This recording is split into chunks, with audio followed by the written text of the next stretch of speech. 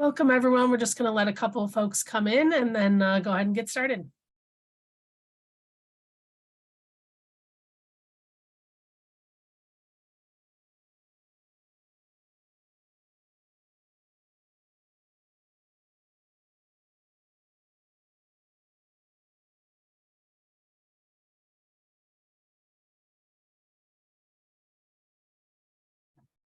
All right, I'm going to jump right in. My name is Alexis Whittam. I'm the Director of Communications for the Colorado Coalition for the Homeless.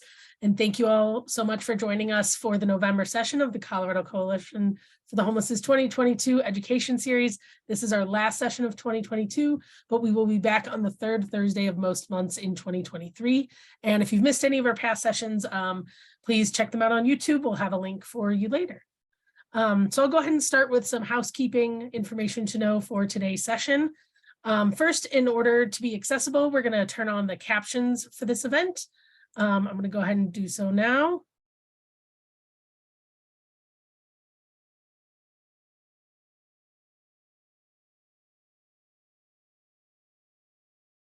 And if you have trouble with the captions, please let us know in the chat, and we will work on that and make sure that it's all working.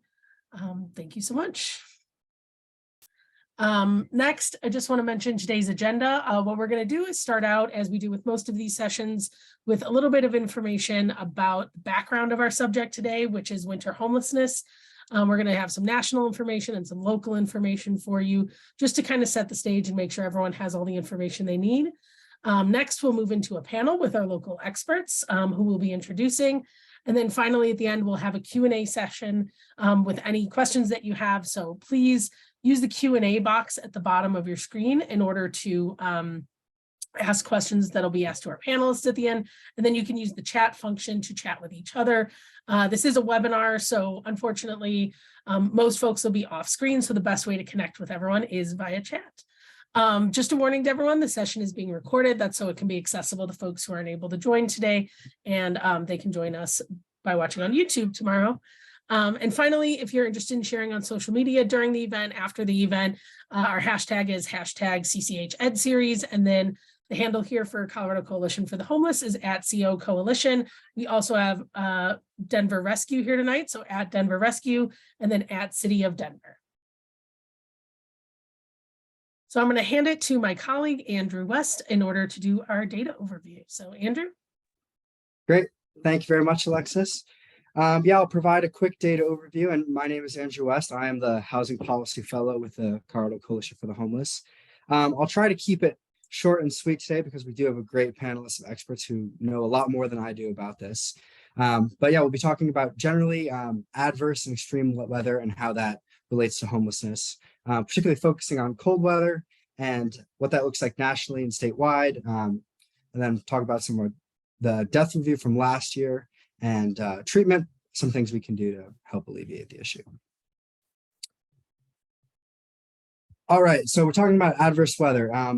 Today is, in perhaps some sad ways, it's a good timing. Today is one of the first cold days. I feel like today was the first day I really felt like it was actually cold outside. And it's really unfortunate to see some of our unhoused neighbors outside without the resources that they need to really mitigate this adverse weather, and the snow and the freezing cold.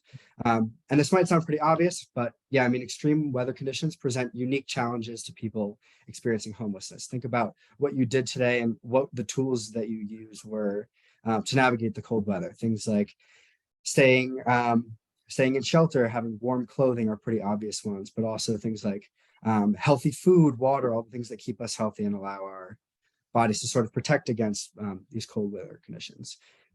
We also see that in extreme heat, people are really vulnerable and can become dehydrated, suffer heat cramps, heat stroke, and exhaustion. And of course, our cold Colorado winters can lead to cold exposure, which brings on things like hypothermia, frostbite, which I'll talk about a little bit later as well.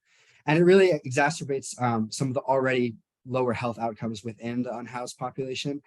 People who experience unsheltered homelessness in particular report much higher more significant physical and mental health challenges than even people who are experiencing sheltered homelessness. So it's really our unsheltered neighbors who bear the brunt of this. Nationally and statewide, I'll give a quick overview. But one of the things I like to point out first is that with statistics in this area, homeless deaths are really not counted very well. There's a lack of a national review process or any standardized data collection for homeless mortality. And it's really difficult to calculate the extent that homelessness is killing people, and particularly the ways that winter homelessness and cold conditions are affecting people. But we know from point in time data, which is not perfect either, but about 580,000 people in the US experience homelessness per year, about 40% of which are unsheltered. That again, depends a lot in the region. I know Colorado is actually a bit lower, but again, fluctuates between region and year. And in Colorado, we see that almost 10,000 people, 9,846 people are currently experiencing homelessness, about 2,913 of which are unsheltered. In Colorado, this is particularly difficult because all of the winter months basically have an average low temperature below 40 degrees, which can lead to cold stress. I think we see that at 32 degrees or below. Again, I'll let our panelists talk about that a bit more, but below 30 degrees is where cold stress really becomes a problem. And that combined with moisture can lead to things like hypothermia and frostbite. One study actually found that hypothermia was responsible for 6% of the deaths among people who are experiencing homelessness nationwide. Among people who are experiencing homelessness, they bear a disproportionate burden of the effects of cold weather when compared to the general population. So one study in Canada found that 25% of all hypothermic injuries and 20% of all deaths in Toronto were attributed to individuals experiencing homelessness. This was a bit ago, but the point stands that people who are unsheltered and experiencing homelessness really suffer negative health outcomes. Similar study found that people experiencing homelessness accounted for only 1% of ER visits, yet 24% of the hospitalizations and 18% of the deaths over a 9-year period in New York City. And one of the reasons for that is obviously a lot of the risk factors that we see include, a lot of the things that the unhoused community faces. So lack of shelter, not great nutrition. If you've had a previous exposure to cold weather in the past, that's something that can really stick with you and be hard to treat. It's not like you get frostbite and then you can move past it quickly. A lot of the time, it can be a lasting health issue. We'll talk about our 2021 death review. So this is from data collected by the MDHI, Metro Denver Homeless Initiative, and several other direct service providers found that at least 269 people in the metro area passed away while experiencing homelessness. This report shows that increase over the last 5 years is about 94%. So it's really been on the rise, unfortunately. We also know that these statistics are really not accurate, right? It's hard to count. Like I mentioned, we don't have a great standardized process for doing that. And it's almost certainly an undercount. It's hard to find a lot of people a lot of the time. And identifying whether someone is homeless, what they passed away from is very hard to do. Another source is the Denver Medical Examiner's Office, which has found 168 deaths from November 2020 to 2021, which is up 12% from 2020 and up 83% over the last 5 years. So by all metrics, by any way we look at this, we see that deaths while experiencing homelessness are on the rise, of which about 6.5% are due to environmental exposure. So that mentions an earlier statistic that I mentioned, but this is a rough estimate. We find that a small amount of deaths, but nevertheless, way too many are due to environment. And most of that is obviously cold and extreme heat. So at the Colorado Coalition, we operate a federally qualified health center at South Street, as well as 4 additional satellite locations, and also work on direct outreach, which we'll hear a bit more about later, to provide services for people. And we serve approximately 15,000 individuals per year at all of the 5 healthcare facilities. And the number breakdown is that 77 patients were treated for cold weather in the fall and winter of 2020 through 21, 73 of which had superficial frostbite, 5 with frostbite with tissue necrosis, and 5 with exposure to excessive natural cold. So I think those are the 3 main things that we see from people who are experiencing homelessness and come in with conditions related to the cold weather. And the treatment varies depending on the severity of the condition, and I think a lot of other factors. But I know that there's passive versus active warming depending on the severity of frostbite. So severe weather shelter plans. I know the Denver Department of Housing Stability, alongside other shelter and outreach providers, monitor weather and shelter usage throughout the year to activate severe weather shelters and protocols when it gets either too hot or too cold. So one of the ways they do that is by expanding capacity. They become a bit more flexible in expanding and providing shelter to people, as well as outreach for people who are on the streets and sleeping in the cold, to make sure that they're connected to the services and other things like that. And again, we'll hear more about that later from some of our panelists. And last thing, what we can do, big picture, there's obviously no one right way to assist people during these cold winter months. It's more of a combination of different things, but it's important to work individually, collectively, and as organizations to really keep our neighbors warm and dry. So that might mean providing emergency transportation to connect people to shelter, providing those shelters, providing people with resources and places to go, making sure people are aware of what the sources are, aware of what the weather might be like. I think it can be difficult for people who are out in the community and are experiencing homelessness to not know what the weather might be like. And I know that's something that people are working on. But as well as there's also day shelters and day centers for warming and cooling during extreme hot and cold temperatures, as well as low barrier nighttime shelters and general monitoring and case management of people within the system. So during weather crisis, it's important to identify people who are using services, but also those who aren't and exist sort of more informally outside, and make sure that they have resources so they can stay safe during the wintertime. And with that, I'll wrap it up and pass over to some of our panelists. And yeah, thank you very much. Thanks, Andrew. Really appreciate you sharing all that data. Of course, it doesn't cover everything, but it sets us up for our panel conversation. And I want to point out that we have some suggestions of ways that you can help folks in the beginning there, but we're going to be doing that throughout this session. We do really want this to be a hands-on, informative event where that everyone can, sorry, my cat is making noises, where everyone can get resources they need. So we're going to talk about it throughout. We're going to talk about it at the end, and we're also going to send a follow-up tomorrow to anyone who's attending with additional information. So with that, I'll go ahead and introduce our panelists, and then we'll go ahead and start that section. So first, I would love to introduce Sabrina Alley, who is of the Denver Department of Housing Stability, or HOST. Sabrina is a mission-driven, results-oriented strategic policy and communications professional with more than 20 years of experience in public service.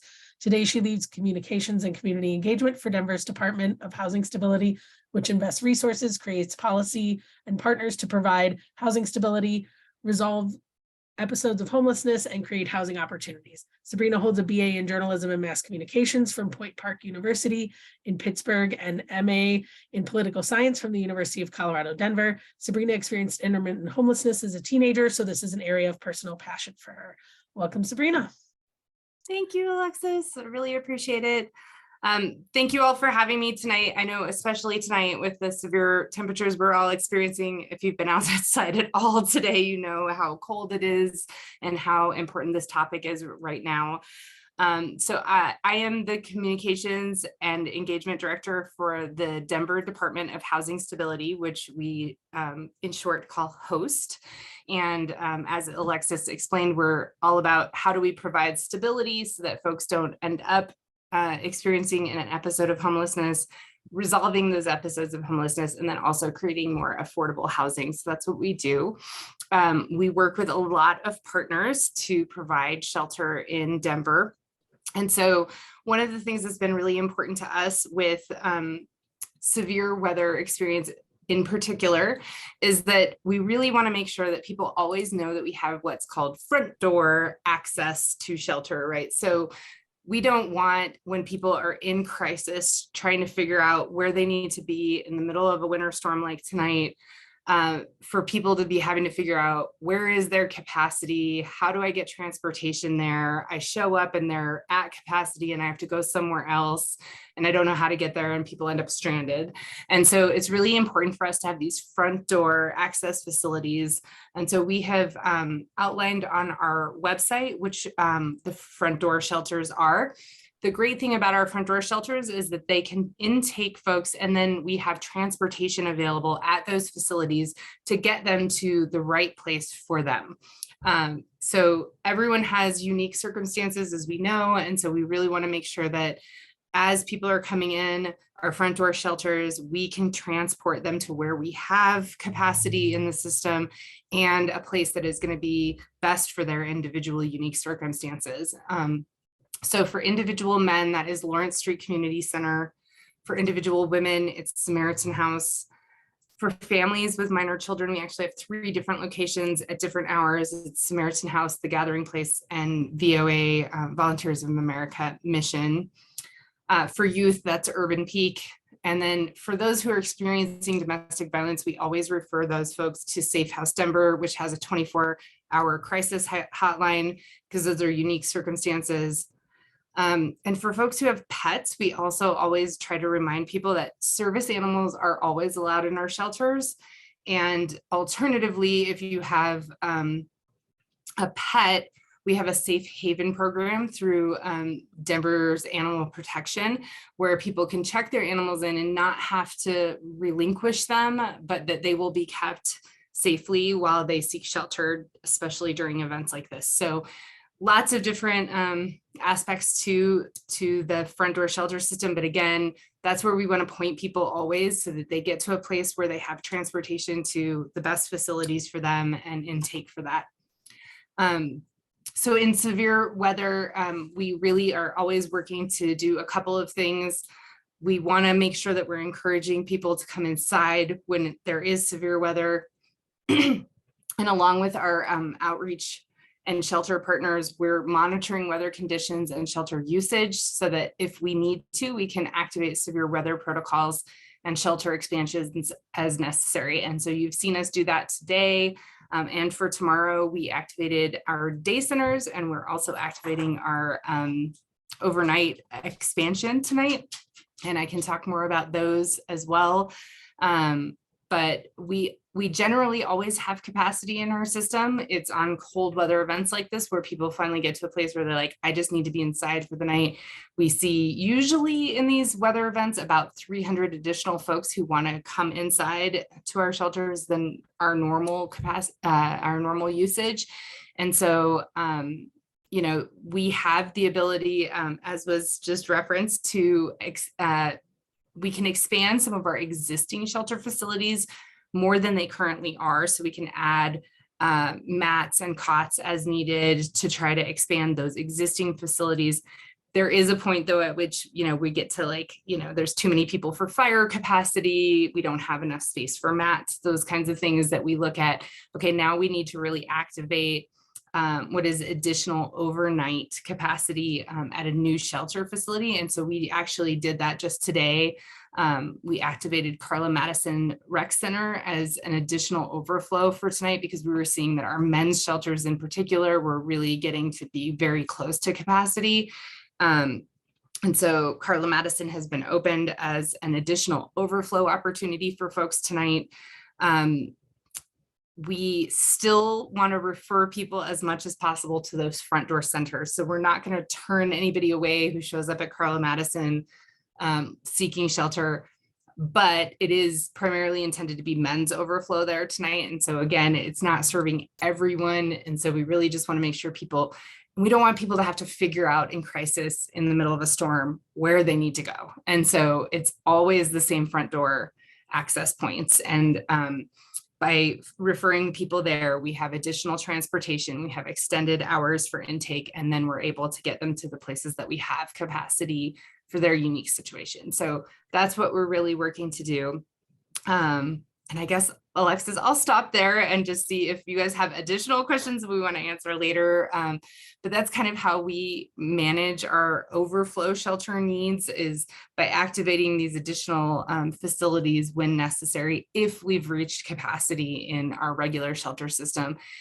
One of the things I think, and I just said I'd stop there, so I'm sorry, but one of the things I think is really important, I just want to add really quick, is in the past, our shelter facilities were not 24/7, right? Before the pandemic, many of our shelter facilities, people would have to leave in the morning, go find a warm place to stay during the day, and come back in the evening to get a bed. That is no longer the case. We absolutely transformed our shelter system during the pandemic to be primarily 24/7 facilities. 90% of our shelter facilities are now 24/7 facilities. And so people are able to be there throughout the day to not only be warm or cool in the summer, but also to be able to get food, to have storage, to charge their phones, to be able to take a shower, to be able to do their laundry. And so we really, really want to encourage people to come inside during the day, get situated, and be able to get through these severe weather events. We are very unique and very fortunate in Denver to have 24/7 facilities, and we really thank all of our service providers that are providing those services every day to folks. And so the more that we can get people into those types of facilities when the weather is cold out here, the better. And especially in Denver, where we know that our weather can change very, very quickly and people can find themselves in some pretty tragic situations. So that's kind of our plan. Thank you so much, Sabrina. And I appreciate you front loading all that information. I know that this is top of mind for a lot of folks. And, if there is anyone on this call who needs to know that immediate information of where to go tonight, where to go now, we planned this date months in advance and we didn't know today would be the snowy day and the cold day. And so thank you so much for putting that up front and making sure that people know that off the bat. I'll go ahead and introduce Trevor, and maybe Trevor, you can sort of tell us a little bit more about what's going on with Denver Rescue Mission right now and generally, and then I'll do the same with Kevin and Ayla after that, who work here at CCH. So Trevor, to introduce you, Trevor is the Director of Community Life for the 48th Ave Center with the Denver Rescue Mission. The shelter itself is a 24/7 shelter that has over 450 available beds. Trevor has been with the Denver Rescue Mission since April of 2020. He started with the organization as a temporary shelter worker at the start of COVID and quickly rose to now overseeing the daily operations of the facility. He has a degree in psychology and has been in community mental health and hospitality for over a decade. He is passionate about the work he and his team do to help our underserved communities and supply support to those experiencing homelessness. So welcome, Trevor. Awesome. Thank you for having me, and good evening, everyone. As Alexis stated, my name is Trevor Behringer. I am the Director of Community Life at the 48th Avenue Center with the Denver Rescue Mission. The Denver Rescue Mission, we have been in Denver for 130 years. We actually have the Lawrence Street Community Center at 2222 Lawrence Street that is open from 6:30 a.m. to 8 p.m. It is a place that we can have folks who are experiencing homelessness have some respite, be able to get the three main meals, breakfast, lunch, and dinner. And then from there, we will do an intake process to triage what their needs are. If they are ones who just need sheltering for the evening, we have our Lawrence Street shelter right next door to the community center. We also have our Holly Street Center, which is off of Holly and 39th. And those are strictly overflow overnight sheltering. And if the guests are determined to have a need for case management or additional services, they will often be referred to the 48th Avenue Center, which is a 24-hour sheltering that Sabrina was talking about. This is where they are able to get a bed reservation and be able to have access to the building throughout the day, meet with case management, also get meal service as well. For cold weather or severe weather protocol, we direct people to the 2222 Lawrence Street sheltering. That way we can accommodate for anyone who needs overnight respite from the cold. But then also the hope is that we're able to have a touch point with those folks, so we're able to see if we can connect them to additional resources.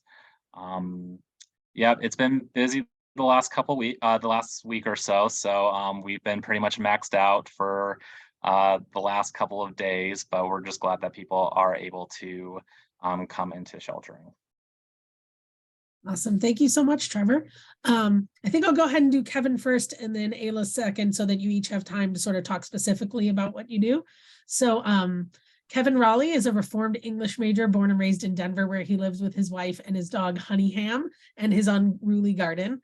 This winter will be his 18th at the Colorado Coalition for the Homeless in an outreach role, his 18th winter engaging on street outreach and supervising frontline direct service programs focused on unsheltered individuals and households who are the most vulnerable to the worst effects of exposure in winter weather.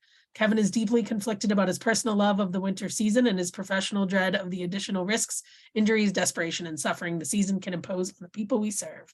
So welcome, Kevin. Tell us about your 18 years at CCH and what you do in your department. Hi, thank you for having me. Well,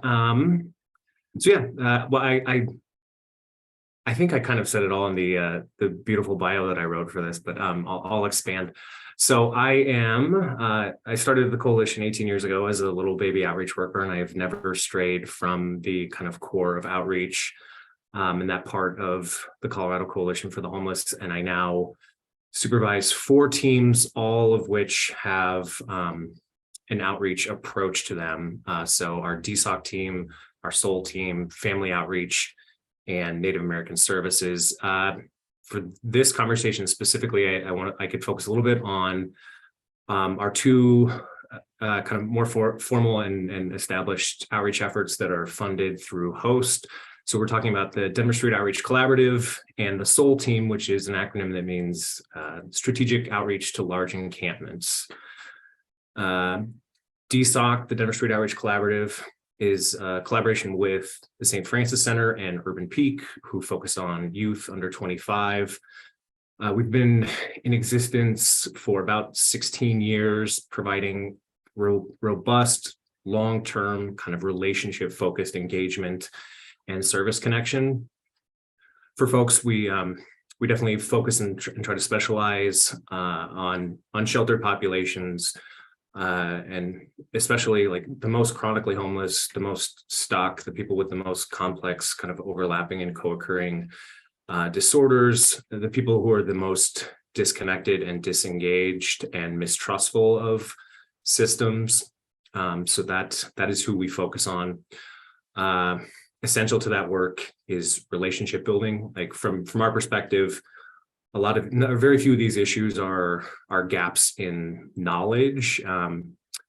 We have found that the effective route and the reason that you structure some of these things around outreach models is that people make changes kind of in the context of relationships. And so DSOC, which has been around for 16 years, is we do a little bit of everything.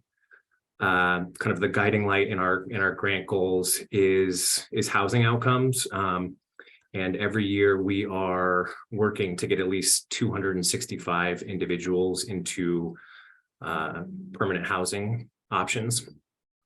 So that's what we structure a lot of our efforts around on the DSOC teams. Even though not everyone's ready for housing, or even if somebody is desperately desirous of getting into housing and they're doing everything that they're asked to do, the systems that we have and the processes that we have, it still is going to be, for some people, a year or 2 years until they are matched to the type of housing that's appropriate and that they're eligible for. And so that's another point where our model, like the relationship, is really important, because if you're going to try to help somebody get into housing in Denver, you're going to need to be able to stay in touch with them and find them and navigate complex systems over the horizon of a year or 2 years. So that's DSOC. And then 2 years ago, through our contract with HOST, we expanded DSOC to create and develop a new model, a very specialized team called SOUL, which means Strategic Outreach to Large Encampments. This is a smaller team with a very concentrated team focus, multidisciplinary. We have youth and adult oriented outreach workers. We've got housing case management and navigation, and we have Ayla here joining us, who is our marvelous street nurse, who's also part of the SOUL outreach team. And all of the principles that I mentioned about DSOC, the Denver Street Outreach Collaborative, the way that we think about and do outreach, all of that still applies to Soul. But Soul is definitely working often in a more compressed time frame. So engaging in large encampments and often encampments that are identified for enforcement actions. So shorter windows of time, looking for really effective, like quick interventions. Obviously, like addressing immediate medical concerns with our nurse, and then getting people connected to options and opportunities.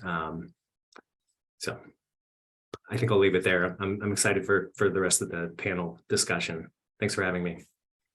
Thanks so much, Kevin. And now I want to introduce Ayla.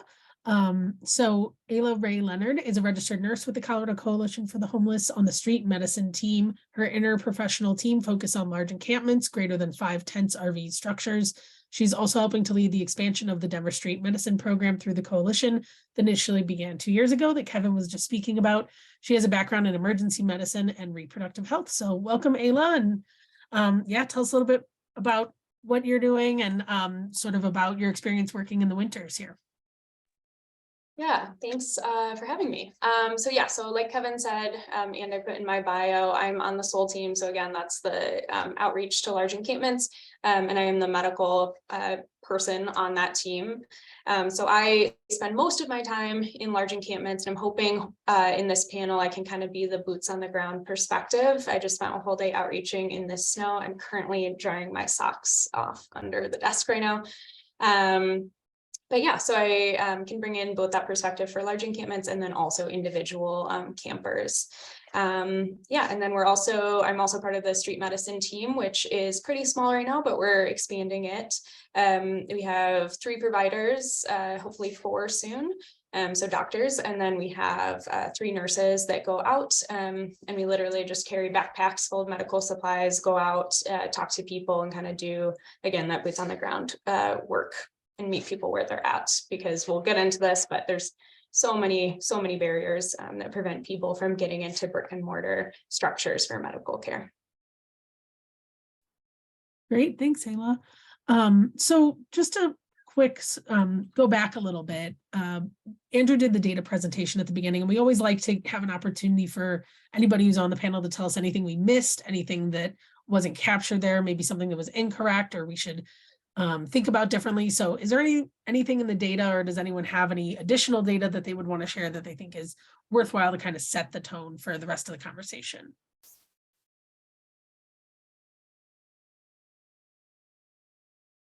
I was definitely surprised about the 6% being in terms of deaths among people who are experiencing homelessness. It was like 6% is because of exposure. Something in my gut is telling me it's probably higher than that. I think you said earlier, but the data is not very accurate with this population. Yeah, absolutely. Yeah, that's right. Yeah, 6% of deaths among people experiencing homelessness were due to hypothermia. But again, that's only one study, and the statistics are really sort of all over the place with that. So. So one of the questions I have to our direct service providers is, what are some of the complex factors involved in some people's decision to stay outside when the weather is miserable and dangerous as it is now, in your experience of working with folks? Thank you, Alexis, for asking that question. How long does this panel, how long does this presentation go? I honestly can go on. Ayla can tell you and is laughing because I have like 4 pages of single space notes that I was preparing. This is the question I really wanted to like get into the meat of, and in my participation here in this discussion. And I just, if there's one thing that Ayla and I can help kind of frame this conversation of like, why do people not go to shelter? And if like there's one thing I hope anybody walks away from considering is that, so seeking shelter or not going to shelter is just, it's not a simple binary decision. And so what I really want, like the image of like, if you're looking out your window right now at somebody who is shivering out there and like frost is coming out of their breath, and it is just so visually and viscerally such an incredible representation of how miserable it is to be out there. I want you also to think that like that person is making a survival choice. And so often it's a survival strategy that maybe we disagree with or have some questions about, or maybe we'd like to get them to consider a different survival strategy. But for the majority of the reasons that people don't elect to go into an emergency shelter, it is grounded in some version of safety or survival. So I just wanted to like explore that idea a little bit. I mean, what's going on honestly is it's something that we all are really, really familiar with. We do this every day. It is about they're complex decisions that we make that are grounded in the economies of risk. So it's not this or that. We all, like, who here drinks alcohol or eats pastries and like knows what the long-term health effects of that can be? Who here drives, even if that's the most risky thing that your age demographic can do? You know, who, if you could go for a hike, you're doing all kinds of crazy risky things. You're driving somewhere and then you're exposing yourself potentially to like deadly weather, wildlife, altitude sickness, dehydration, uneven terrain, all those things. So all of us, I think it usually comes down to either it's habit or we've done the pros and cons, like the risk analysis, and we think that what the activity is worth it.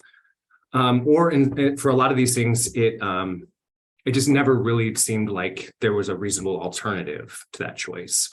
And those things that, if you can identify with that is all happening with people's decisions to stay out or go to shelter.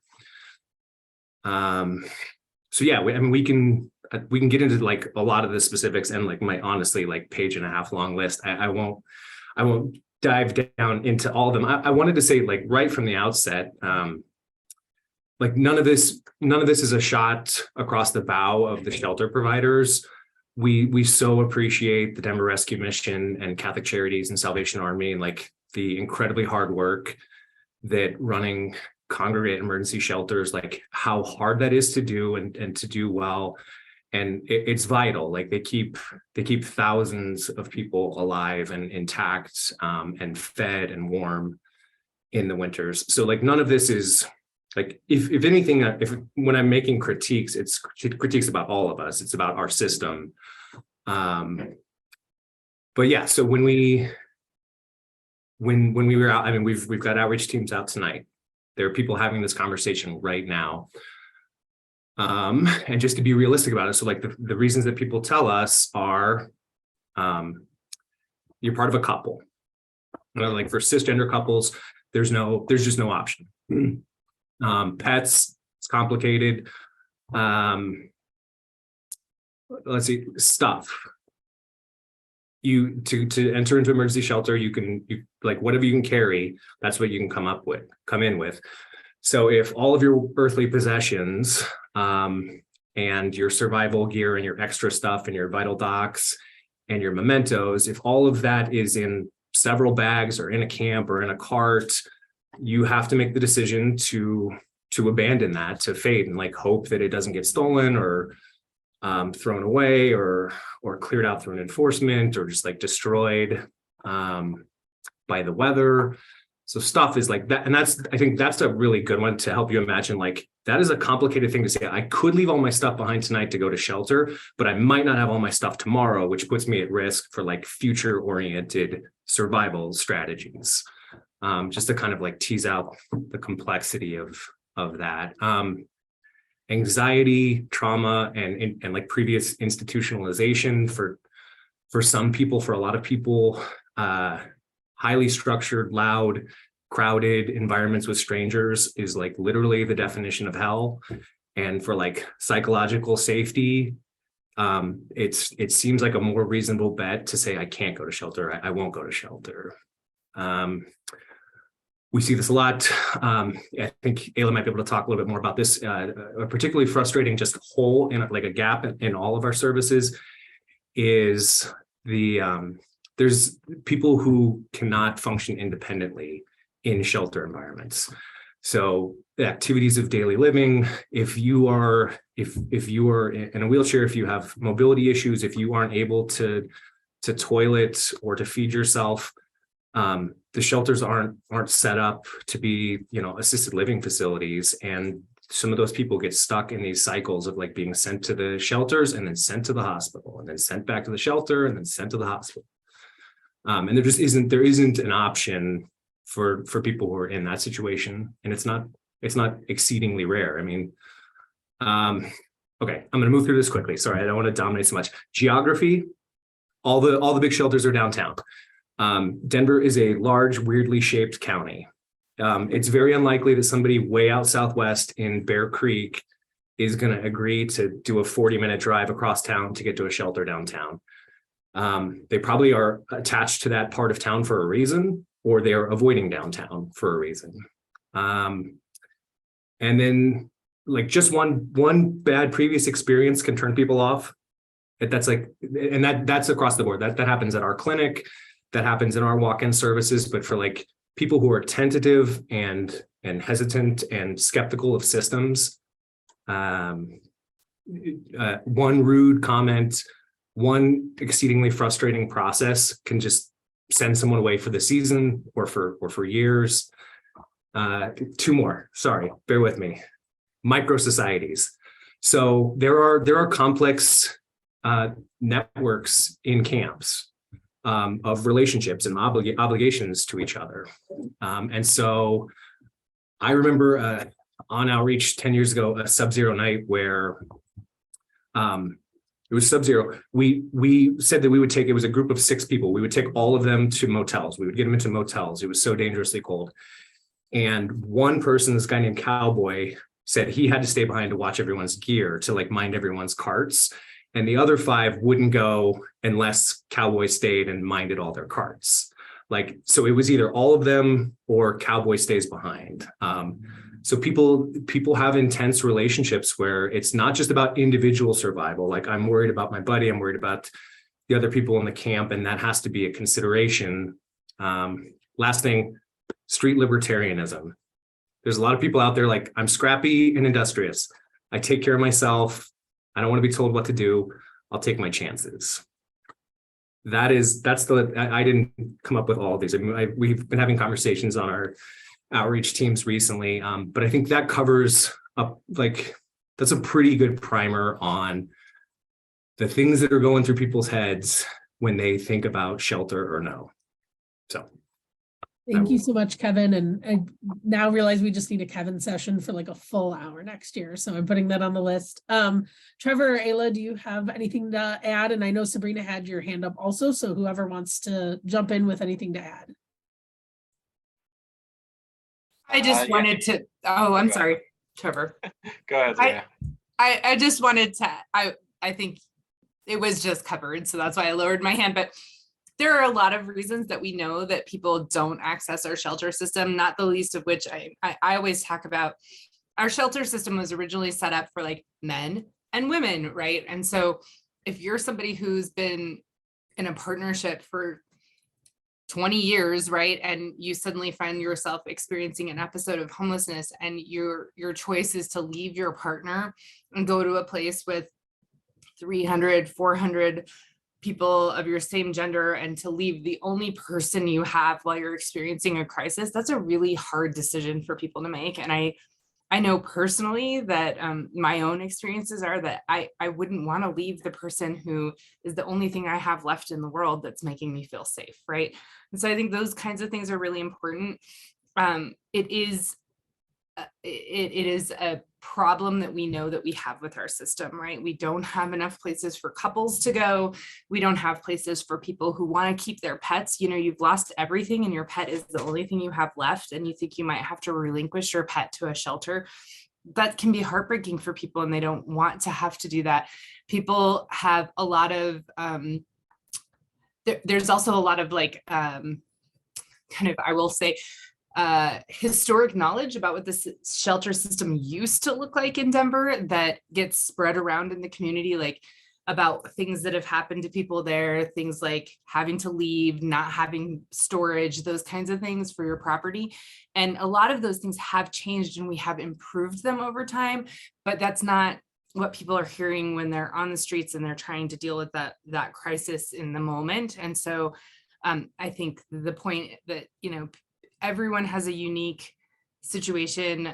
We've got folks who have extreme PTSD, that just being in a room with 400 people is like crazy. I've been at the shelters overnight and there's 400 people sleeping in there, and we are experiencing COVID right now, right?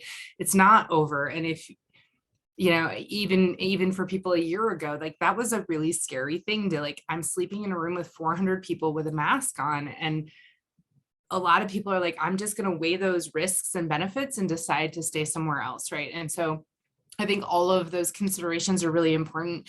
We as a city are doing our very best to try to expand congregate shelter alternatives, right? So a congregate shelter is our traditional, maybe up to 400 beds in a room kind of facility, but we're really working hard to expand other options that we've seen work better. We know that we've seen the more a place looks like housing, the more people are willing to take us up on that offer. So we know that when we offer non-congregate shelter, like a private hotel room, people are much more willing to take us up on that offer. When we offer even things like safe outdoor spaces where you have a tent that you can have a couple housed together, or somebody with a pet, we have people take us up on those options a lot more as well. And so it's really about having a variety of different types of facilities that can serve people in different situations, and trying to reduce the barriers that people have to coming inside. Thanks, Sabrina. And Trevor, with Denver Rescue Mission being one of the largest shelters, what's your input on that? No, I just have to echo what Kevin and Sabrina already stated. It's a complex issue as far as why folks seek shelter or don't seek shelter. They have to make that determination for themselves. What we can do is offer our assistance if they need us for the evening. So for our severe weather operations, we expand our capacity. Normally our overnight shelters, between our two overnight shelter sites, we have about 400 beds, but we increase that once severe weather is predicted. And so we expand our operations to accommodate whoever needs us for the evening. Now, the reality is, it is congregate setting. So for folks who may have a trauma experience, there's going to be a lot of other guests in that environment too. We try and make it as welcoming and hospitable as we are able to. And the hope is that if they do seek shelter with us, because of how we readjusted our programming, we're able to bring them into our intake process so that we can help them connect resources. So the hope is that even though they might come to us just for an evening, by the next day, we can connect them to hopefully case management or peer navigator, or at least guide them to, hey, what's the process of getting a stabilized living situation? So we want to make sure that the shelter system is welcoming. Again, if they we can't force someone to seek shelter.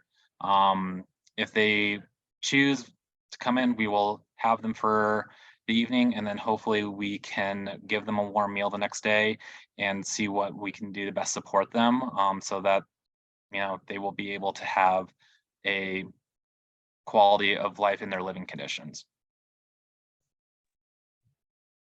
Thanks so much, Trevor. And Ayla, I wanted to have you participate. And also, if I can add another question for you to answer while you're doing this is, as our medical staff who's on this call, if you can talk about some of the health and safety risks. I know that Andrew covered some in his presentation, but as someone who's working directly with folks right now, I would love if you sort of talked about that and some of your relationships with folks. Yeah, of course. So in terms of staying in shelters, I want to echo a lot of what everyone else said. I think what Sabrina was saying about COVID being in the time of COVID, it's also flu season, which I think is something for people who don't have immune disorders or who are in housing. We really underestimate how intense the flu can be, but the flu really causes a lot of serious health conditions and it causes a lot of deaths every year. So you have both COVID and the flu, a lot of other communicable diseases. Kevin touched on people who can't, feed themselves or go to the bathroom by themselves. So that's whether it's because of amputation that they had, whether they're a veteran and they had to get an amputation or, whatever it be, those people can't go into shelters. And so they're kind of, pardon my French, but they're kind of SOL in those situations. Kevin also spoke about the mental stress. Being in a congregate shelter is horrible. And I would say the majority of people on the street have some form or another of PTSD, whether that is from being homeless or if that is from something else in their life. And being in a shelter and being around that many people can be extremely triggering. And a lot of people have to make that decision of, am I going to be putting myself in a position where I'll be triggered and I might have an outburst and get banned from a shelter permanently, or am I going to stay out on the street? Right. It's kind of, they're making that decision for themselves. The one other thing I wanted to point out is there are a lot of people we all know using like illicit substances on the street. The biggest two drugs right now are meth, so methamphetamines, and then fentanyl, and that's an opioid. And opioid withdrawals are horrible and can cause death if they're bad enough. And the cool fun thing about the fentanyl crisis, I say that sarcastically, obviously, is fentanyl is really short acting compared to heroin. And so people who are using fentanyl will need to use again in about like a 3 to 4 hour span. And if you are at the shelter in the middle of the night, doors close at 8, that gets you through midnight. And then you have to go outside and you can't get back in. The doors are locked, you can't get back in throughout the night. So if you are using really any sort of opioid, you're likely going to have to not stay in the shelter because you can't use inside the shelter. So people have to make that call for themselves a lot, because if the option is right, like withdraw, serious condition or death, or staying outside in the cold and death, that's a horrible decision that I hate that so many people are in, but it's true. Yeah, and to get to the second point, if people are staying outside, I feel like this is the, the really depressing, sad part. So bear with me. I have all the fun medical stuff. So people staying outside, we touched on hypothermia already. And hypothermia is something that we think about, obviously, when it's this cold out. But hypothermia can happen at pretty much any temperature, usually below 40 degrees, but pretty much any temperature depending on the conditions. So if you're wet, that is more likely to happen. If you have been drinking or using drugs, that is more likely to happen. And then also we talked about cold stress a little bit for people with chronic health conditions, like any heart conditions or seniors or anything like that. Cold is one of the biggest stresses you can put on your body. And a lot of people's bodies really can't handle that on a regular basis. A lot of people's bodies can, and a lot of people's bodies can't. You also have frostbite. We talked about that. There's different severities of frostbite. I think most of us know that. But frostbite, if it is bad enough, is one of those things that you kind of have to deal with the fallout of it for years, if not the rest of your life, right? Like you get permanent nerve damage in a lot of cases. There's also, again, I talked about mental stress, the mental stress of being out in the cold. That is a horrible position to be in. Again, re-triggering for a lot of people. It makes pre-existing mental health conditions so much worse. And for people who don't have pre-existing mental health conditions, which in this day and age, who doesn't, it can still cause a ton of anxiety, ton of depression, and all of that. And then also something to consider, especially with the snow, is trench foot. Throwback to like World War I. They call it immersion foot now, but that it's caused when you have a lot of exposure to moisture. So if you have boots that aren't perfectly waterproof or whatever, which I don't even have boots that are perfectly waterproof, then your foot starts to essentially deteriorate, which is a horrible way to word it, but and that can, again, like frostbite, that can have varying levels of severity, but when that gets bad, that can lead to amputation, permanent disability, months in a hospital. Yeah. Sorry for all of the, horribly sad and graphic thoughts, but it's true. Everything is 10 times more intense in the winter. Thank you so much for sharing that. And yeah, I think it's good to know the details, because I think people who aren't working directly with clients, I don't work directly with clients. I work in communications. I don't know all these details. And so we always have a lot of people on our webinars who work.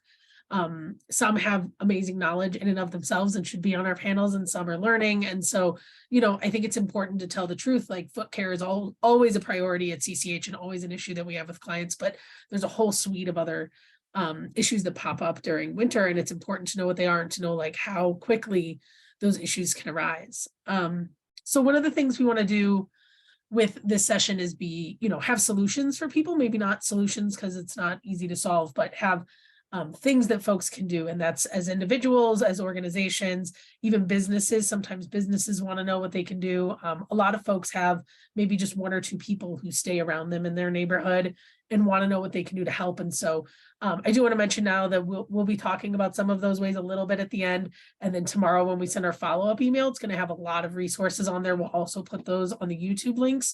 But while we have our experts here, what do you think is the most useful thing that someone can do who maybe isn't part of an organization or doesn't have the most resources? What do you think is the most important thing that folks can do? So I'll start with Sabrina, because I think I've seen you pop up, if that works, and then we'll go from there. So I think one of the things that we really try to direct people to is that we use our data systems a lot at the City of Denver, and it's really important for us to be able to actually gather data and then respond to it. We can't continue to fund shelter and housing the way that we have if we don't have the data to show that it's being used and is needed. And so we really encourage people to use 311 and then PocketGov. So you can get to PocketGov through denvergov.org/PocketGov, or you can get the app on your phone. But either way, if you're seeing somebody in distress or that you're concerned about, we encourage you to use those. If it is a life-threatening situation, like is likely the case in severe weather, we encourage you to call 911. We have responders throughout the city in different departments who will get there and make sure that somebody is taken care of, and we can transport individuals. The police department has P cards they can use to get people into hotels in extreme situations. So do our outreach teams. Lots of things that people can do there. But the best thing for community members to do is really report what you're seeing, right? Like, we can send our outreach teams out to check on folks. We do that through 311 and PocketGov. In an urgent or crisis situation, 911 always, especially if it's life-threatening. We do have outreach teams. We have contracted providers that you've heard about through Colorado Coalition for the Homeless, and many of our partners that participate in those contracted outreach teams that are going out ahead of these kinds of storms. People are disenfranchised. They don't hear the weather reports on the news like the rest of us do. They don't even know these storms are moving in. So our outreach partners are making sure that ahead of these storms, they're out talking to people, telling them to seek shelter, helping them get transportation. And for folks who still really don't want to, they're providing, kits of resources, things like, warm socks and hand warmers and those kinds of things. Host ourselves has a team called the Early Intervention Team, and they're also out ahead of these storms, and we extend their hours during severe weather so that we're making sure that our outreach efforts are really expansive. But those folks all respond. Our early intervention team and all the other city responders, you heard a little bit about some of the other ones, They're all informed by 311 and Pocket Gov. So those are the best ways to report those things. We're really doing a lot to make sure that we're becoming much more coordinated as a city in terms of how our outreach teams work together to make sure that the right outreach team is going to different situations, including our safety partners sometimes it's our shelter providers, sometimes it's our early intervention team. And we have some really great new practices this year that are helping us with that coordination and ultimately to save lives when extreme weather events happen. One of the other things that we're doing is we're also actually very actively working with our advocacy partners. So Denver Homeless Out Loud, HAND, Mutual Aid Monday, we're working with all of them to make sure that they have access to our outreach teams, access to our host staff after hours. So really just trying to make sure that we're as coordinated as possible. I'm seeing some stuff in the chat about Denver PD, and yes, Host is a very trauma-informed team, and we are very, very aware of the fact that police presence is not always the best presence, and that's why 311 and Pocket Gov really help us. Those calls come into a centralized system. We have daily meetings that are coordinating between our outreach teams and making determinations about the right team to send out. So we don't ever send police response if that's not the right response to send. We have our STAR team, which specializes in mental health. We have the early intervention team. We have all of our contracted partners. So we really want to make sure that we're utilizing that. The other thing I would say is that businesses can always really help by supporting our nonprofit partners, right? I think a lot of times we forget that our business community is a huge help in terms of donations and volunteers. That's always helpful for our partners. And just even reaching out to the person that's in front of you and making contact, sometimes the most important thing is just waving at somebody and saying, hey, I see you and I notice you and hello, you exist and I'm not going to avert my eyes, right, to what's happening in front of me. It's a huge thing for people to just feel human. And so we always encourage people to do that. But if people do need resources, again, 311 and Pocket Gov are the best way to get folks the help that they need, because we can send our intervention teams that way. Thank you. Let's go to Ayla next, because I saw your hand first. Yeah, so I think that's like up to everybody's, ultimately, like everyone's personal discretion calling 311 or not. I wanted to offer some alternatives to, if you don't want to call 311, if you want to kind of handle it more on your own. Obviously, all of these take into consideration your own safety, your own like level of engagement that you want to be in. You can like buy someone a coffee so they can hang out. They have an excuse to hang out in a coffee shop for a couple hours, warm up their fingers. Or if you are a business owner or business owners, encouraging those folks to let people come into the business and hang out for a couple hours just to warm up, because that can really make a difference ultimately in terms of hypothermia, frostbite, all of that. You could also, again, this is depending on your level of comfort, you could offer to drive people to shelter. You could walk with them to a shelter or a warming center. Like we mentioned, like in the very cold moments, the rec centers are opened as warming shelters. So if you have a rec center near you, you could walk with someone there. Or you can also get lists of resources from St. Francis Center, the Coalition, really like any service provider has a list of resources. And if you just walk in and say, hey, can I get a copy? You can hand that out to people. You could drive people to the library, walk them to the library, refer them to the library. Also, I think informing people about the weather with a smile on your face and a pair of socks in your hand saying, hey, I know this is, again, pardon my French, I know this is really shitty. I know it sucks right now, but here's a pair of socks. It's supposed to be 10 degrees tonight. I do this all the time in my job. It's supposed to be 10 degrees tonight. I think you should get to a rec center if that feels like an option, or you should get to Denver Rescue Mission if that feels like an option for you. Because a lot of people, right, they don't have phones that they can check the weather. Thank you so much, Ayla. Those were wonderful suggestions. And I do want to point out that when we provide people with some ways to help, we always want to point out the mutual aid folks and other ways that individuals can work and make choices that work for you. Kevin? Thanks. Ayla did a great job. I'll just add a couple of more real pragmatic things on top of what Ayla said. To the degree that you are financially able to, I would say to everyone, put together a little kit and have bus passes, hand warmers, socks, and $5 McDonald's cards. And those are things that give people options, at least for a couple hours at a time. Often bus passes, I'm always, when I've gone out and done emergency cold weather outreach, I'm like a lot of people who are out there tonight have a cousin in Aurora who will let them stay for one night if they can get there. They've got a friend who's in subsidized housing. They like, if they can just get somewhere. So that's an alternative to shelter, or in order for them to be able to get themselves to shelter. Bus passes are a fairly low cost and powerful tool. But yeah, I would just say have the gift cards allow someone to like have a cup of coffee, have a burger, and sit somewhere for 2 hours at a McDonald's. Like so look for places that have like extended hours or 24-hour operations.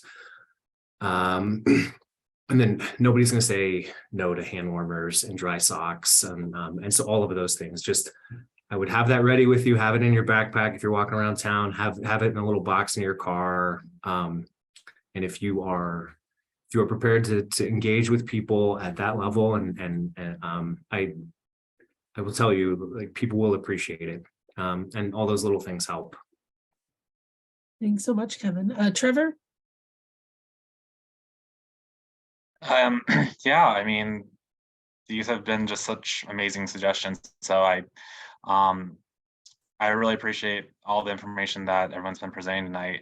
For us here at the Denver Rescue Mission, the biggest resource is our community center. So 2222 Lawrence Street. You can advise folks to come to the community center. We'll assess and see what needs that they are needing and give those recommendations.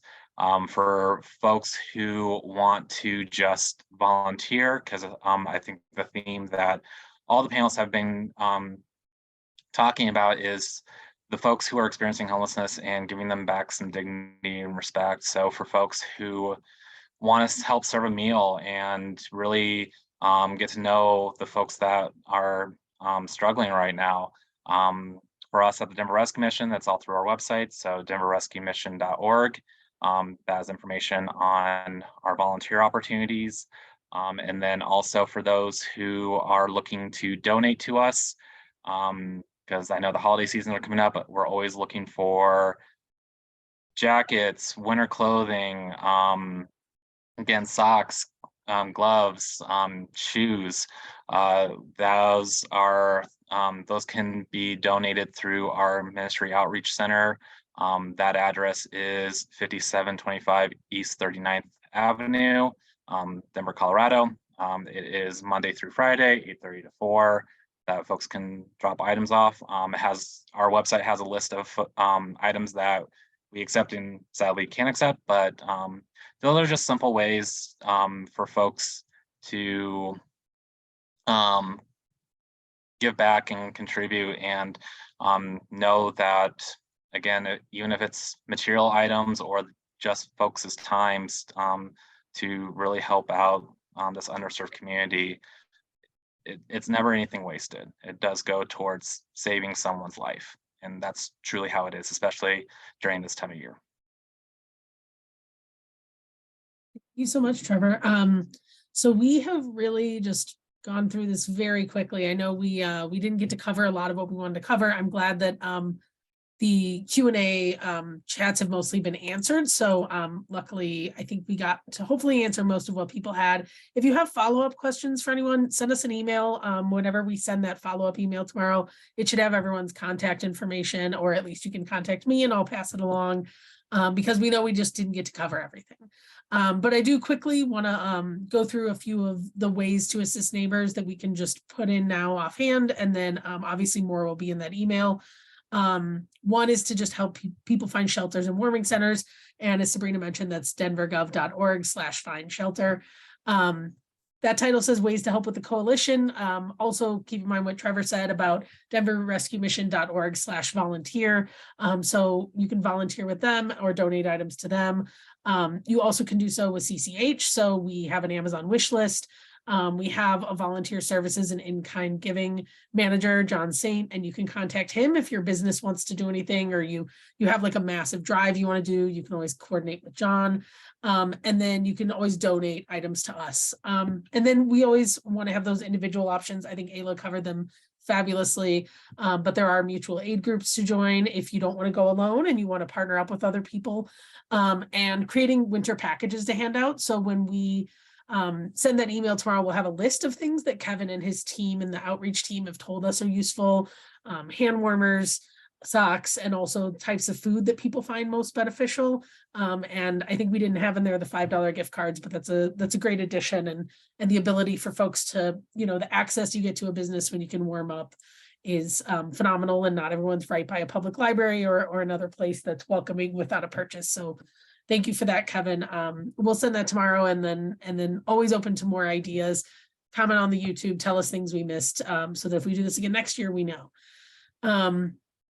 So this is our last session for this year, education session. As I said, there were 8 this year. Please, you can watch them all on YouTube. They're available.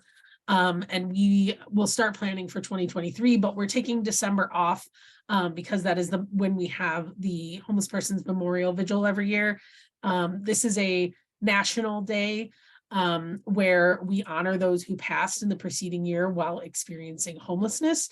And so we come together on the shortest day of the year to honor them. And for many people, this will be their only memorial service. And so we go to the city and county building every year. It'll be between 5 and 7 p.m. We have lanterns with names for anyone who was experiencing homelessness and died in the past year.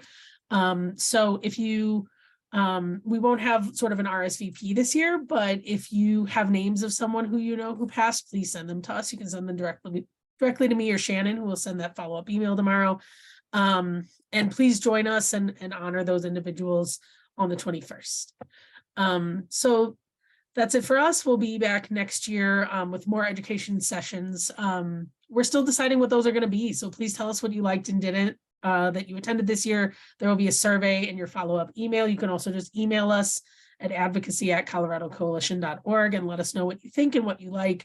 We want to make sure that we're addressing the needs that people tell us that they want covered and the learnings that they want. And so, please tell us what works and what doesn't. Thank you all so much for taking the time tonight. It was really informative. Thank you to our amazing panelists, and we'll see you back in 2023. Thank you. Thank you so much for hosting. This was amazing.